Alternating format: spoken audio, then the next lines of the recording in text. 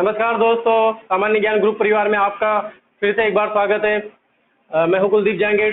दोस्तों, जैसा कि हमने पिछले वाले क्लास में जो अपनी बात चल रही थी, अपन राजस्थान हिस्ट्री की बात कर रहे थे और राजस्थान हिस्ट्री में भी जो अपन है चौहान वंश के बारे में बात कर रहे थे। किसके बारे में बात कर रहे थे दोस्तों? चौहान वंश के बारे में अपन बात कर रहे थे। पिछली वाली क्लास तक दोस्तों अपने रणथंभौर के चौहान तक की अपनी बात हो चुकी थी दोस्तों। और चौहान वंश के बारे में जितने मैंने बताया था आपको, जिस दिन पहली क्लास लगी थी अपनी पहली क्लास लगी थी दोस्तों, उस दिन मैंने आपको पूरा एक डायग्राम बना के बताया था। क्या बना के बताया था? एक डायग्राम कि चौहान, अजमेर के चौहान से निकल के आए दोस्तों वासुदेव चौहान जो है वो चौहान वंश का क्या कहलाता है? संस्थापक कहलाता है। क्या कहलाता है दोस्तों? संस्थापक कहलाता है। अब क्या हुआ दोस्तों, उसके बाद संस्थापक होने के बाद उसने अलग अलग शाखाओं में जो है चौहान वंश की उत्पत्ति हुई। तो वहां पर मैंने आपको सब बताया था। नाडोल के चौहान बताया था, अजमेर के चौहान बताए थे, रणथंभौर के चौहान बताए थे, जालोर के चौहान बताए थे, सिरोही के चौहान बताए थे, बूंदी के चौहान बताए थे। यानी कि अब जो नीचे वाले जितने भी चौहान मैंने लिखे थे उनके बारे में अपन बात कर रहे थे, उनके बारे में पढ़ेंगे। इसमें से अपने दोस्तों जो है अपने अजमेर के चौहान की अपनी बात हो चुकी है, रणथंभौर के चौहान की अपनी बात हो चुकी है, और आज जो क्लास लगेगी दोस्तों वो जालोर के चौहान की अपनी बात करेंगे। देखो दोस्तों, जालोर के जो चौहान है उसमें से ज्यादा क्वेश्चन नहीं बनते। सिर्फ एक शासक है दोस्तों, अगर उसमें से कोई क्वेश्चन पूछा भी जाता है, अभी तक इतने भी कंपटीशन एग्जाम हुए, तो कानड़ देव जो चौहान है वो बहुत ही वीर प्रतापी शासक हुआ था जालोर चौहान वंश का, तो उसी को पढ़ा जाता है। लेकिन अपन स्टार्टिंग से भी पढ़ेंगे। मैं आज की जो क्लास लेने वाला हूँ दोस्तों, जो आपके बारे में जो चौहान, जालोर के चौहान है, जालोर के बारे में अपन बात करेंगे। जालोर के चौहानों के बारे में जो तथ्य निकल के आए थे कि कहाँ से निकल के आए थे, इनके भी बारे में अपन बात करने वाले हैं। ये सब चीजें दोस्तों अपन बात करेंगे, ठीक है दोस्तों। लेकिन जो मैंने बताया आपको कि जालोर में सबसे इंपॉर्टेंट जो है वो है कानड़ देव चौहान। उसकी नेक्स्ट इसके बाद जो क्लास रहेगी दोस्तों वो कानड़ देव चौहान ही, उसमें पूरे वीडियो में अपन पूरी क्लास में उसी को पढ़ेंगे। और जितने भी उसमें से क्वेश्चन बनते हैं आप निचोड़ के दोस्तों मैं बता दूंगा कि कितने क्वेश्चन बनते हैं, इनके अलावा कोई क्वेश्चन नहीं आता, ठीक है दोस्तों। आज की क्लास में देखेंगे अपन जालोर के चौहान। किसके बारे में बात करेंगे? जालोर के चौहान।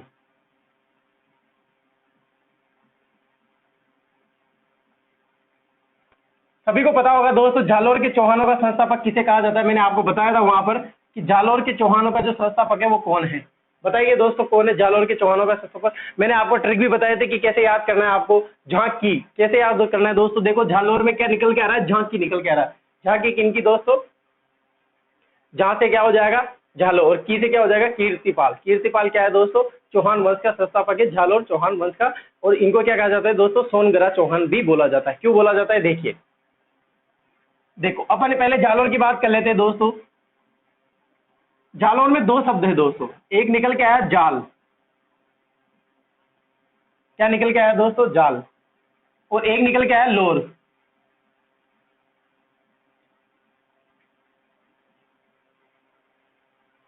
क्या निकल के आया दोस्तों? जाल और लोर। अब दोस्तों पता ये चलता है आपको, जाल क्या है दोस्तों? एक वृक्ष है। एक वृक्ष है दोस्तों। क्या है? जाल। जैसे नीम का पेड़, अनार का पेड़, ये ऐसे पेड़ रहते हैं दोस्तों, इसमें से एक जाल क्या है? वृक्ष है। और लोर क्या है दोस्तों? इसका अर्थ निकाला गया है सीमा से। किसे निकाला गया है दोस्तों? सीमा से। यानी कि वृक्ष और सीमा। अब होता क्या है दोस्तों, इसका नाम जालोर क्यों रखा गया था? ऐसे शिलालेखों में लिखा है, बिजोलिया शिलालेख में पता चलता है। बिजोलिया शिलालेख जो है उसमें सर्वाधिक जानकारी मिलती किसके बारे में दोस्तों? किसके बारे में दोस्तों? चौहानों के उत्पत्ति के बारे में या चौहानों के बारे में सर्वाधिक जानकारी देने वाला लेख कौन सा है? बिजोलिया शिलालेख है।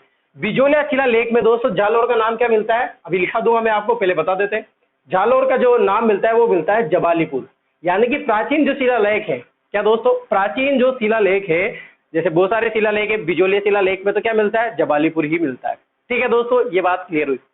इसके बारे में बात करते हैं अपन दोस्तों, जाल और लोर। यानी कि जालोर इस वजह से नाम रखा गया है क्योंकि यहाँ पर जो जाल के वृक्ष है वो अत्यधिक मात्रा में पाए जाते थे और एक सीमा के रूप में पाए जाते थे। यानी कि ये जो जाल के वृक्ष है ये एक सीमा है, और इसके बाद का जो क्षेत्र है दोस्तों वो क्या कहलाया दोस्तों? जालोर क्षेत्र कहलाया। ठीक है, लिख देता हूं मैं यहाँ पर, जाल वृक्ष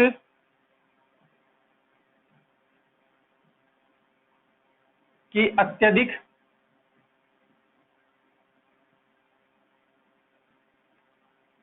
अत्यधिकता के कारण क्षेत्र का नाम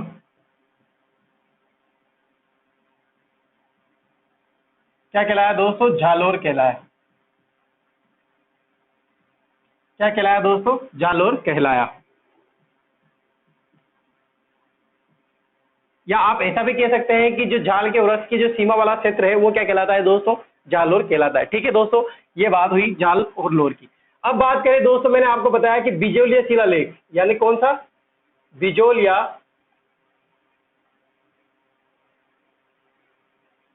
कौन सा शिलालेख है दोस्तों? बिजोलिया के शिलालेख में जालोर का नाम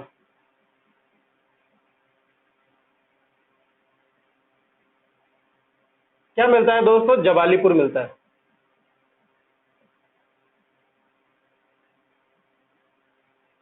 क्या मिलता है दोस्तों? जबालीपुर। यहाँ पर बात हुई दोस्तों, मैं बात कर रहा हूँ प्राचीन शिलालेखों के, जिनमें से नाम बोला मैंने बिजोलिया का शिलालेख। कौन सा शिलालेख दोस्तों? बिजोलिया का शिलालेख। उस शिलालेख में दोस्तों जो जालोर का नाम है वो क्या मिलता है दोस्तों? जबालीपुर मिलता है। मैंने पहले भी बताया था आपको, जब जैसे दिल्ली का नाम दिल्ली का मिलता है, ऐसे बिजोलिया का नाम भी मिलता है। वहां पर बहुत सारे नाम, भीनमाल के जो है वो भी मिलता है। मैंने बताया था आपको वहां पर कि भीनमाल का नाम, दिल्ली का नाम, या फिर इसमें जबालीपुर का नाम, ऐसे बहुत सारे नाम है। लेकिन अपन प्राचीन में जहां जहां पढ़ रहे हैं वहां पर उनके नाम के बारे में चर्चा करते जा रहे हैं। ठीक है दोस्तों, अभी आप इसको लिख लीजिए।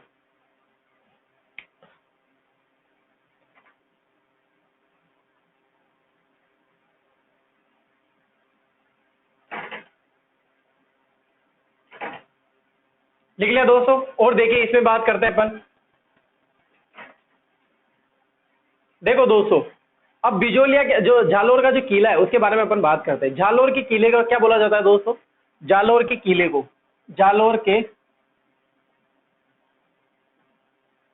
किला, क्या दोस्तों? जालोर का किला, उसको बोला जाता है दोस्तों सुवर्णगिरी। क्या बोला जाता है? सुवर्णगिरी।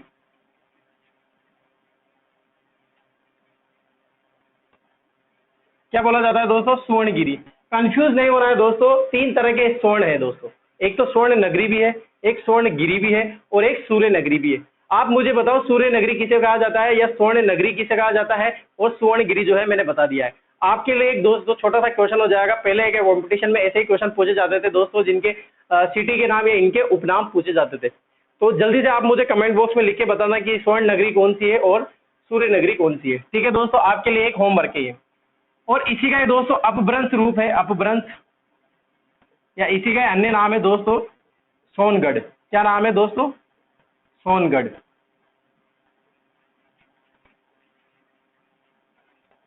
यानी कि इसके दुर्ग को जो है सोनगढ़ का दुर्ग भी बोला जाता है, या फिर स्वर्णगिरी भी बोला जाता है। इसीलिए यहाँ के चौहानों को दोस्तों क्या कहा गया है? सोनगढ़ा चौहान कहा गया है। क्या कहा गया है दोस्तों? सोनगढ़ा चौहान भी बोला गया है। क्या बोला गया है दोस्तों? सोनगढ़ा चौहान। ठीक है दोस्तों, देखो एक बार फिर से देखो क्या क्या बोला मैंने अभी तक। जालोर के दोस्तों दो वर्ड निकल रहे हैं जालोर में, जाल प्लस लोर। लोर का अर्थ होता है दोस्तों सीमा। क्या अर्थ होता है दोस्तों? क्या अर्थ होता है दोस्तों? सीमा। और जाल का होता है वृक्ष, यानी कि वृक्ष की जो, जाल के वृक्ष की जो सीमा वाला क्षेत्र है वो क्या कहलाया दोस्तों? क्या कहलाया दोस्तों? जालोर कहलाया। ये मैंने लिख दिया। इसके बाद अपन बात कर रहे हैं बिजोलिया शिलालेख के, यानी कि प्राचीन शिलालेख के बारे में अपन बात कर रहे हैं। बिजोलिया जो शिलालेख है उसमें जालोर का जो नाम मिलता है वो जबालीपुर मिलता है। ठीक है दोस्तों, इसके बाद दोस्तों मैं बात कर रहा हूँ जालोर का किला। क्या कहलाता है दोस्तों? स्वर्णगिरी कहलाता है। इसका ही अन्य नाम है दोस्तों सोनगढ़। इसीलिए यहाँ के जो चौहान है वो क्या कहलाए दोस्तों? सोनगढ़ा चौहान कहलाए। ठीक है दोस्तों, यहाँ तक क्लियर है। और मैंने आपको बताया कि स्वर्णगिरी इस वर्ड से, जो इससे रिलेटेड वर्ड है, जो सोने से बने वर्ड है, सोने से जैसे समान दर्शाते हैं ऐसा वर्ड है। स्वर्ण नगरी भी है, स्वर्णगिरी मैंने बता दिया आपको, और एक सूर्य नगरी भी है। आप मुझे बताओ कि सूर्य नगरी कौन सी है और स्वर्ण नगरी कौन सी है। ठीक है दोस्तों, अभी आप इसको लिख लीजिए। अब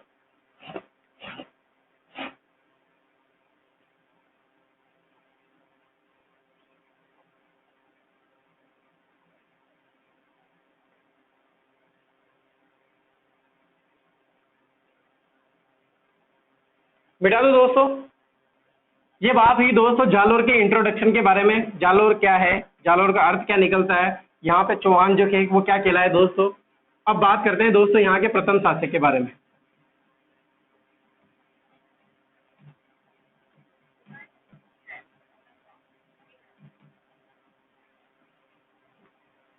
अब बात करेंगे दोस्तों अपन कीर्तिपाल की। किसकी बात करेंगे? कीर्तिपाल की।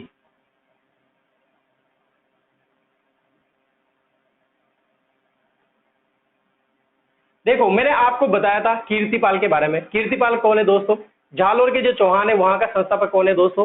कीर्तिपाल है। पहली लाइन तो ये बन जाती है दोस्तों, संस्थापक,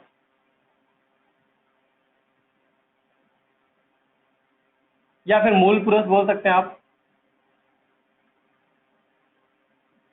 इसी को ही दोस्तों आदि पुरुष भी कहा जाता है। ये बार बार लिखने की जरूरत पड़ती है दोस्तों मुझे।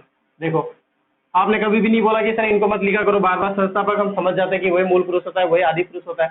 ठीक है दोस्तों, आप मुझे कमेंट बॉक्स में लिखते जाइए, धड़ाधड़ से कमेंट करते जाइएगा, और उनके जो आंसर है वो आप आगे से आगे भी बता दिए करें कि सर इसका आंसर ये होगा। कोई कंफ्यूज है तो वो भी मुझे बताते रहे करें। ठीक है दोस्तों, संस्थापक की अपन बात कर रहे हैं यहाँ पर। संस्थापक कौन है दोस्तों? कीर्तिपाल है। जालोर, कहाँ का? जालोर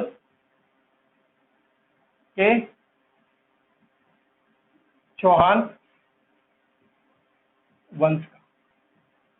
क्या होता है दोस्तों, देखो वहां पे मैंने जब नाडोल वंश आया था, नाडोल वंश का संस्थापक दोस्तों बताया, नाक किसने काटी थी? लक्ष्मण ने। किसने काटी थी दोस्तों? लक्ष्मण ने। तो लक्ष्मण चौहान क्या हो जाएगा? नाडोल वंश का क्या हो जाएगा दोस्तों? क्या हो जाएगा? संस्थापक हो जाएगा। अब दोस्तों क्या होता है कि नाडोल वंश में जो अल्लड़ एक शासक होगा, जब नाडोल वंश पढ़ेंगे तब मैं आपको बताऊंगा, वहां पर एक शासक होगा दोस्तों जिसका नाम है अल्लड़। क्या नाम है दोस्तों? अल्लड़।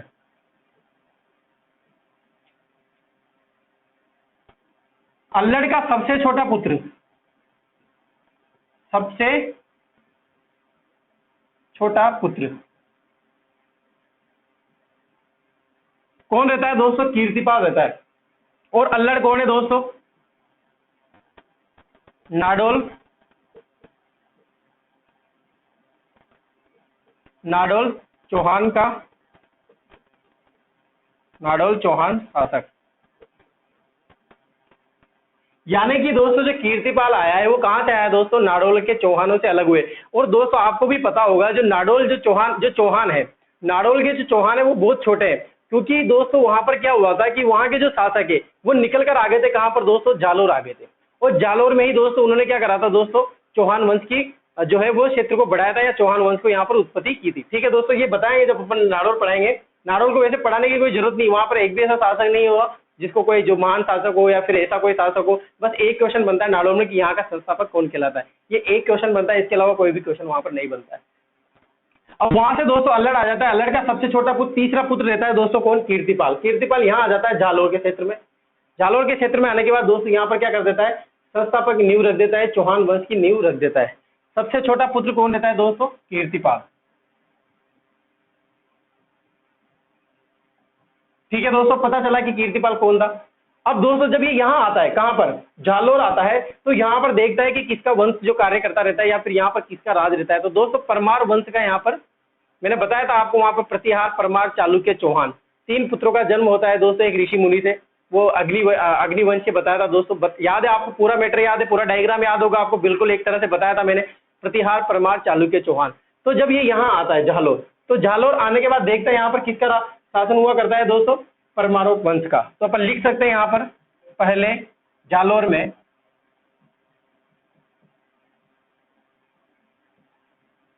पहले परमार वंश का शासन था। ठीक है दोस्तों, ये बात हुई किसकी दोस्तों? कीर्तिपाल की। कीर्तिपाल के बारे में मैंने आपको बताया, ये कौन है? संस्थापक है। कहाँ का? जालोर वंश का। एक क्वेश्चन ये है। सबसे छोटा पुत्र कोई क्वेश्चन नहीं बनता, लेकिन जानकारी के लिए मैंने आपको उपलब्ध करवा दी है। जालोर के पहले परमार वंश का शासन हुआ करता था या राज हुआ करता था दोस्तों। इसके बाद दोस्तों करें एक क्वेश्चन, वेरी इंपॉर्टेंट क्वेश्चन है दोस्तों जो आता है। एक क्वेश्चन ये आएगा कि संस्थापक कौन है, और एक ये क्वेश्चन आएगा। दो ही क्वेश्चन यहाँ पर बनते हैं कीर्तिपाल से। देखिए पहला एक दोस्तों इतिहासकार रहे थे मोहनोत नैणसी, बार बार नाम आता है इनका, मोहनोत नैणसी। क्या नाम है दोस्तों? जसवंत सिंह के दरबारी कवि थे दोस्तों मोहनोत नैणसी, मारवाड़ के शासक रहे हैं, उनके दरबारी, इन्होंने आत्महत्या कर ली थी। इनकी बहुत ही प्रसिद्ध जो ग्रंथ है वो है दोस्तों नैणसीरी ख्यात। कौन सी? नैणसीरी ख्यात। इस ग्रंथ में दोस्तों कीर्तिपाल के बारे में उल्लेख मिलता है। किस ग्रंथ में दोस्तों? मोहनोत नैणसी का एक ग्रंथ है, जिसका नाम है नैणसीरी ख्यात। याद है आपको? नैणसीरी ख्यात में दोस्तों कीर्तिपाल के बारे में, कीर्तिपाल नाम तो मिलता ही है दोस्तों, लेकिन इसका एक और नाम मिलता है कीतु। क्या नाम मिलता है दोस्तों? नैणसीरी ख्यात में कीतु। किसको? कीतु या कीर्तिपाल को, कीतु या कीर्तिपाल को महान शासक बताया, महान शासक बताया। किसमें बताया दोस्तों? नैणसीरी ख्यात में। मोहनोद नैणसी का ग्रंथ है दोस्तों नैणसीरी ख्यात में, उसमें दोस्तों कीर्तिपाल को क्या कहा गया है? कीतु भी कहा गया है। अगर ये क्वेश्चन आ जाता है कि कीतु किसमें कहा गया है या कीतु किसका नाम है, कीर्तिपाल का नाम है, नैणसीरी ख्यात में ये नाम मिलता है। उस जो ग्रंथ है उसमें कीतु को क्या बताया गया है दोस्तों? एक महान शासक बताया गया है, भारत का महान शासक बताया गया है। किसे? कीर्तिपाल को। ठीक है दोस्तों। इसके बाद दोस्तों एक और बात करें कीर्तिपाल की। देखो जो कीर्तिपाल ने मेवाड़ शासक, कौन सा शासक दोस्तों? मेवाड़ शासक, क्या नाम है? सामंत सिंह, सामंत सिंह, सामंत सिंह को पराजित किया था। किसको पराजित किया था दोस्तों? सामंत सिंह को पराजित किया। किसको पराजित किया था दोस्तों? सामंत सिंह को पराजित किया था। ठीक है दोस्तों, ये हुई कीर्तिपाल के बारे में। इंपोर्टेंट क्वेश्चन है दोस्तों, संस्थापक कौन है? कीर्तिपाल है। कहाँ का? जालोर वंश का। दूसरा है दोस्तों मोहनोद नैणसीरी ख्यात में दोस्तों कीर्तिपाल कीतु को क्या बताया गया है? महान शासक बताया गया। ठीक है दोस्तों, एक बार अब इसका स्क्रीनशॉट ले लो आप।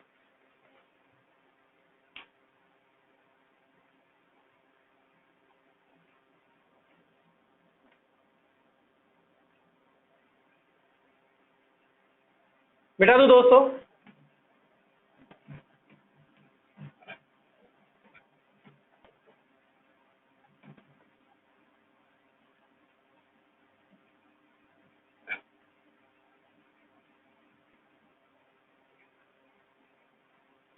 इसके बाद दोस्तों इसका पुत्र रहता है कीर्तिपाल का, ये कीर्तिपाल रहा।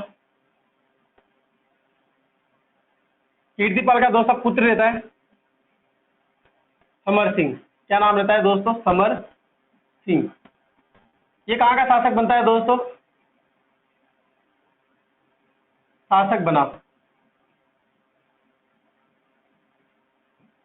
जालोर का।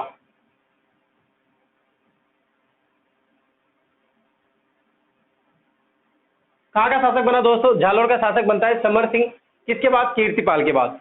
और शासक बनते ही दोस्तों इसने जो जालोर का दुर्ग है, दुर्ग, दुर्ग के परकोटे का निर्माण करवाया।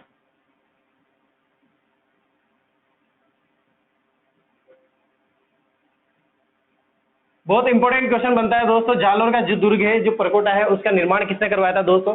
समर सिंह ने करवाया था। किसने करवाया था दोस्तों? समर सिंह ने। क्योंकि यहाँ पर बहुत ज्यादा आक्रमण हुए थे कालड़ देव के समय, तो दुर्ग को नहीं जीत पाए थे। इससे पहले भी दोस्तों आक्रमण हुए थे, समर सिंह के बाद दोस्तों उदय सिंह आएगा, उसके टाइम भी आक्रमण हुए थे दोस्तों। इल्तुतमिश ने आक्रमण किया था, लेकिन इस दुर्ग को नहीं जीत पाए थे। इसीलिए दोस्तों बताया जाता है समर सिंह की देन है दोस्तों, जो परकोटे का निर्माण, बहुत ही मजबूत परकोटे का निर्माण करवाया था दोस्तों। किसने? समर सिंह ने। और बात करें दोस्तों समर सिंह, समर सिंह की दोस्तों एक पुत्री रहती है, पुत्री, उसका नाम रहता है लीलावती। क्या नाम रहता है दोस्तों? लीलावती। और एक शासक रहता है दोस्तों गुजरात का शासक, गुजरात का। इसके समकालीन शासक था दोस्तों गुजरात का भीमद्वितीय। चालुक्य चौहान भीम द्वितीय, वही भीम द्वितीय जिसने गौरी सिंह को अहिरवाड़ा का जो युद्ध हुआ था जिसमें मोहम्मद गौरी को पराजित किया था, वही द्वितीय ये दोस्तों भीम द्वितीय। ठीक है बताया। एक भीम प्रथम था जिसको विग्रहराज चतुर्थ ने, मैंने बताया आपको पूरा, विग्रहराज चतुर्थ ने फर्स्ट ने, जिसने पराजित किया था दोस्तों किसको?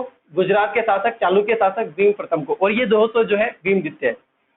तो दोस्तों ये क्या करता है? समर सिंह अपनी पुत्री का विवाह किससे करवा देता है दोस्तों? भीम द्वितीय से करवा देता है। क्या करवा देता है दोस्तों? विवाह करवा देता है। किससे दोस्तों? भीम द्वितीय से। यानी कि भीम द्वितीय से, गुजरात के चालुक्य शासक भीम द्वितीय से किसका विवाह होता है दोस्तों? समर सिंह की पुत्री लीलावती का विवाह होता है। ठीक है दोस्तों, कंफ्यूज क्लियर है? याद हो गया बिल्कुल।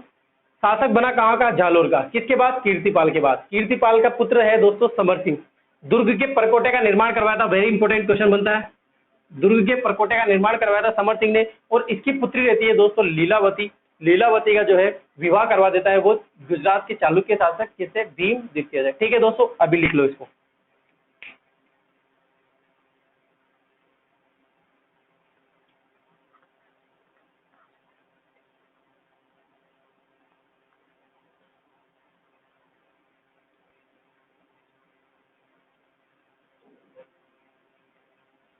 बिठा दो दोस्तों।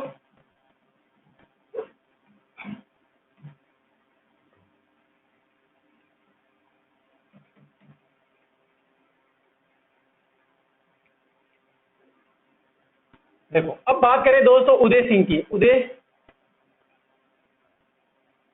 सिंह सोनगरा या चौहान, सोनगरा भी बोल सकते हैं दोस्तों। ये समर सिंह का पुत्र रहता है। किसका पुत्र, समर सिंह का पुत्र। बहुत प्रतापी शासक रहता है दोस्तों, कौन, उदय सिंह चौहान। इसके समकालीन दोस्तों, समकालीन दिल्ली का शासक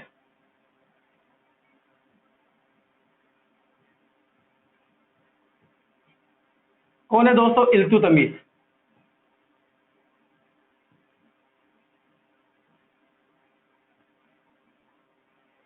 क्या नाम है दोस्तों, इल्तुतमिश है।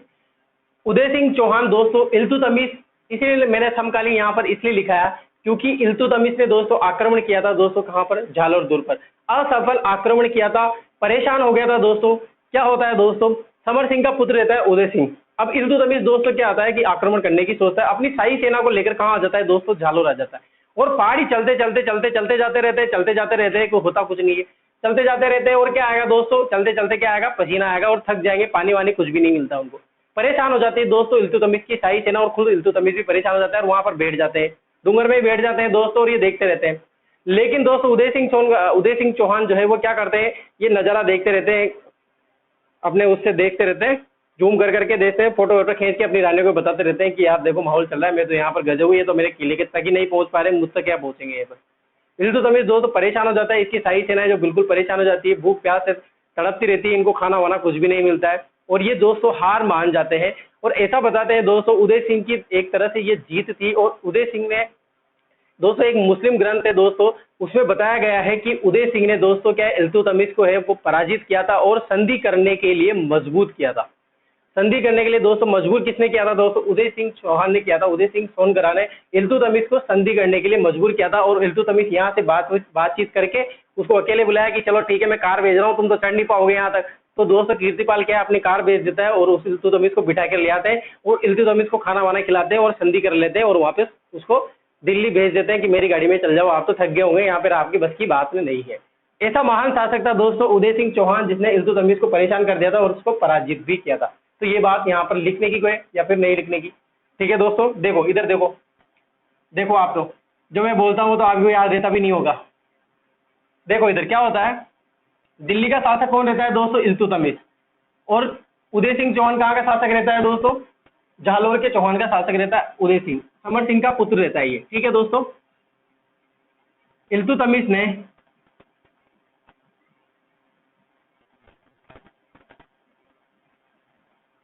इल्तुतमिश ने जालोर पर आक्रमण किया।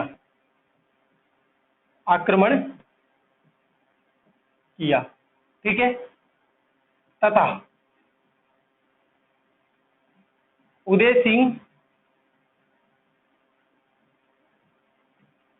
ने इल्तुतमिश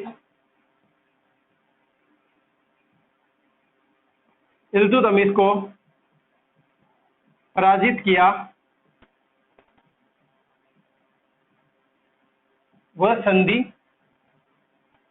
संधि के लिए मजबूर किया। यानी कि दोस्तों इल्तुतमिश के पास कोई रास्ता नहीं रह जाता संधि के अलावा। ठीक है दोस्तों,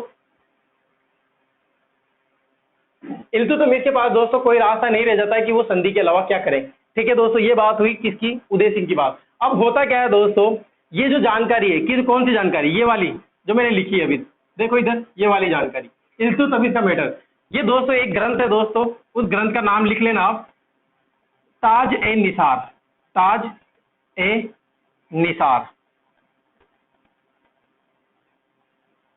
ताज ए निसार में दोस्तों इसकी जानकारी मिलती है। ठीक है दोस्तों, अब बात करते हैं दोस्तों उदय सिंह चौहान के बारे में। उदय सिंह चौहान की दोस्तों छतरी के बारे में बात करें, इनकी छतरी भी बनी हुई है, कहां पर बनी हुई है, बीनमाल क्षेत्र में, बीनमाल क्षेत्र में। कहां पर पड़ता है दोस्तों, ये भी जालौर में पड़ता है, यानी कि जालौर में इनकी क्या है, छतरी है दोस्तों। ठीक है दोस्तों, ये बात हुई दोस्तों उदय सिंह सोनगरा की या उदय सिंह चौहान की। एक और बात दोस्तों जानकारी के लिए सुन लेना, ऐसे कोई लिखाने का इतना बड़ा मैटर नहीं है दोस्तों। उदय सिंह चौहान की दोस्तों एक पोत्री रहती है जिसका नाम रहता है रूपा देवी। रूपा देवी का दोस्तों ये विवाह करवा देता है। क्या होता है कि दोस्तों देखो, कीर्तिपाल ने किसको, सामंत सिंह को पराजित किया था, मेवाड़ का शासक रहता है। अब मेवाड़ से क्या हुआ दोस्तों, इनके संबंध बुरे हो गए, अच्छे नहीं रहे। अब कोई ना कोई आएगा दोस्तों तो वहां पर बदला तो लेगा कि इनसे कौन से छोड़ देगा इनको। तो दोस्तों जैसे ही उदय सिंह शासक बनता है, उदय सिंह शासक बनता है तो मेवाड़ से भी आक्रमण होते हैं। अब ये नहीं चाहता कि यार अपन मेवाड़ से जो राजपूत है वही अपने संबंध खराब करे, तो ये क्या करता है दोस्तों, संबंध अच्छे करने के लिए अपनी पोत्री रूपा देवी का विवाह तेज सिंह से करवा देता है। तेज सिंह कौन रहता है दोस्तों, जैत्र सिंह का पुत्र रहता है। जो मेवाड़ शासक रहते हैं जैत्र सिंह, उनके बाद उनका पुत्र शासक बनता है तेज सिंह। शासक बनने से पहले ही तेज सिंह की शादी किससे करवा देता है दोस्तों, रूपा देवी से करवा देता है। क्या नाम रहता है दोस्तों, रूपा देवी।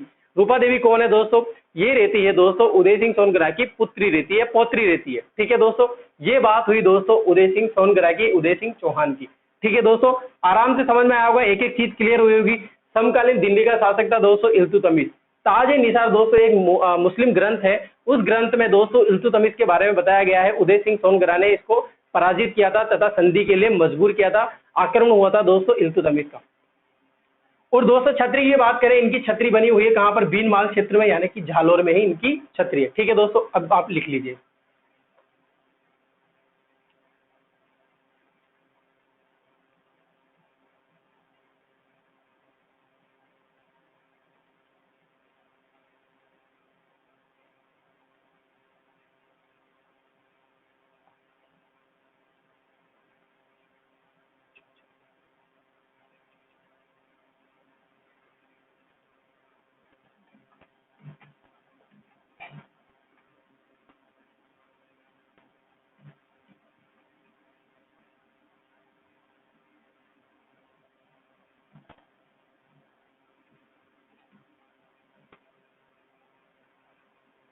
अब दोस्तों देखो इधर, अब इसके बाद शासक बनते हैं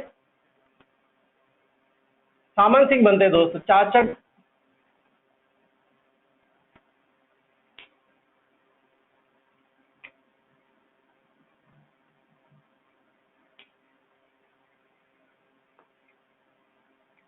देखो, इसके बाद दोस्तों शासक बनते हैं चाचिक देव।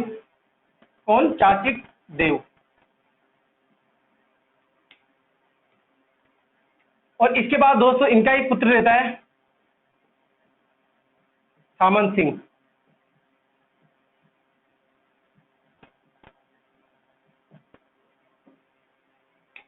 देखो इधर, चाचिक देव पुत्र रहता है इसका सामंत सिंह। शासक बनता है कौन दोस्तों, चाचिक देव। किसके बाद, उदय सिंह सोनगरा के बाद। और फिर इसके बाद शासक बनता है दोस्तों सामंत सिंह। 2 मिनट में दोस्तों इन दोनों की बात कर लेते हैं। देखो चाचिक देव दोस्तों महान प्रतापी शासक हुआ करता है, लेकिन इनके बारे में जानकारी नहीं मिलती। इनके बारे में बात करें दोस्तों, चाचिक देव की समकालीन समकालीन दिल्ली के शासक